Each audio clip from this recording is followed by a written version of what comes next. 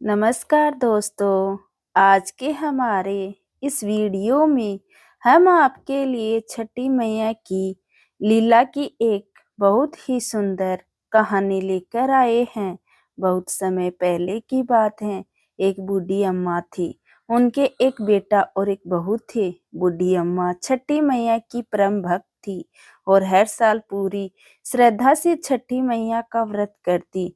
परंतु बहू नए विचारों वाली थी। वो पूजा पाठ में विश्वास नहीं करती थी।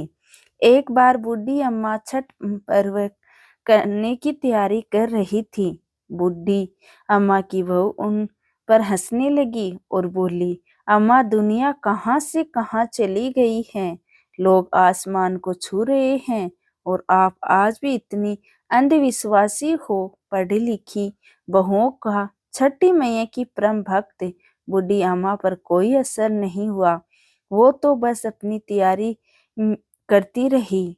बहू फिर बोली, अम्मा यह सब बेकार की बातें हैं। इस उम्र में 3 दिन तक भूखी रहोगी तो खुद पर ही मुसीबत लाओगी। ना जाने क्यों भूखे प्यासे लोग खुद को सताते हैं। नई बहू की बातें सुनकर बूढ़ी अम्मा मुस्कुराई और बोली, बहू शादी के बाद मेरे संतान नहीं हो रही थी, तब मैंने इन्हीं छठी मैया के व्रत को किया। तब छठी मैया ने मेरी पुकार सुनी और यह तेरा पति छठी मैया का ही प्रसाद है। तू भी इस वर्ष छठी मैया का व्रत कर। माता तेरी भी पुकार सुनेगी और तेरी गोद भी हरी हो जाएगी। मगर नए युग की नई सोच वाली बहू किसी का कहना सुनने वाली नहीं थी। बोली, मैं पूजा पाठ नहीं करने वाली। सुंदर पति मिला है, जीवन में हर सुख मिला है, आलीशान घर है, दिन रात मस्त रहती हूँ।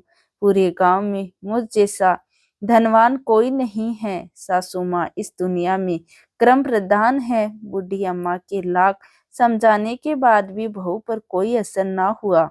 वो नास्तिक थी। इतने में बूढ़ी अम्मा का बेटा वहां आया और बोला, ठीक है, तुम्हें पूजा पाठ नहीं करनी तो मत करो, लेकिन तुम मेरी माँ से झगड़ो मत और जाकर तैयार हो जाओ। छठ माता के घाट पर जाने का समय हो गया है। बहू ने बिना रुचि के उनके साथ घाट पर जाती हैं, लेकिन वहां पूजा करने की बजाय वो मेला घूमने चले जाते हैं। कुछ देर बाद उसका पति उसे वहां ना पाकर ढूंढने लगता है, तो वह हलवाई के पास स्वादिष्ट पकवानों का मजा लेती नजर आती है। पति उसे कहता है, अरे तुम यहाँ तक आई हो, कुछ देर माँ के साथ बैठो। पत्नी झुंझलाकर बोली, ना जी, मैं पूजा पाठ में नहीं बैठने वाली, मैं तो मेला घूमूंगी। आप ही करो यह पूजा पाठ। पति वहां से चला जाता है और स्नान करने को जैसे ही वह डुबकी लगाता है, डुबकी लगाते ही वह डूब जाता है और जोर जोर से चीखने लगता है, लेकिन किसी को भी उसकी आवाज नहीं आती। जैसे ही बूढ़ी अम्मा को पता चला उसका बेटा डूब गया, वो जोर जोर से रोने लगी और बोली, छठी मैया से बोली, माँ मुझसे तेरी भक्ति में कौन सी कमी रह गई जो तूने मेरी गोद सुनी कर दी। बोली, बोलो माँ, हमसे ऐसी क्या भूल हो गई। हम तो घाट पर तुम्हारी पूजा करने आए थे, तुमने ही तो हमारी दुनिया ही उजाड़ दी। माँ, यदि मुझसे जाने अनजाने कोई भूल हुई हो तो उसकी सजा मेरे बेटे को मत दो। ऐसा कहकर बूढ़ी अम्मा जोर जोर से रोने लगी। उधर मेले में शोर मचा कि घाट पर एक व्यक्ति डूब गया है। सुनकर बहू दौड़ी दौड़ी वहां आते हैं और देखती हैं कि उसकी सास रो रही है और उसका पति डूब गया है, तो उसे सदमा लग जाता है। वो जोर जोर से चीखती हुई बूढ़ी अम्मा से कहती है, मैंने पहले ही कहा था अम्मा, यह छठ के चक्कर में मत पड़ो, सब ढोंग है, अंधविश्वास है। और देखो आज मेरा पति मुझसे दूर चला गया। यह घटना देखकर सभी लोग मन में छठी माता को पुकारते हैं, हे माँ, इस बुढ़िया की पुकार सुन लो। छठी मैया तो है ही दयालु माता, कभी अपने भक्तों को निराश नहीं करती।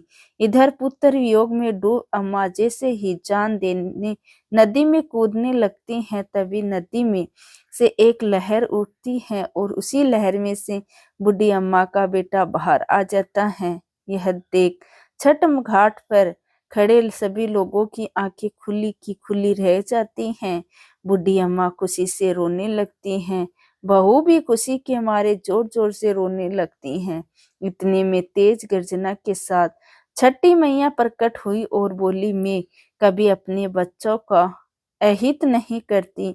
मैंने तुम्हारी आंखों से अज्ञान का पर्दा हटाने के लिए तुम्हारे पति को पानी में डुबाया था। मैं सदैव अपने भक्तों की रक्षा करती हूँ। इस कलयुग में जो भक्त मेरी पूजा करता है, मैं उसकी मनोकामना पूर्ण करती हूँ।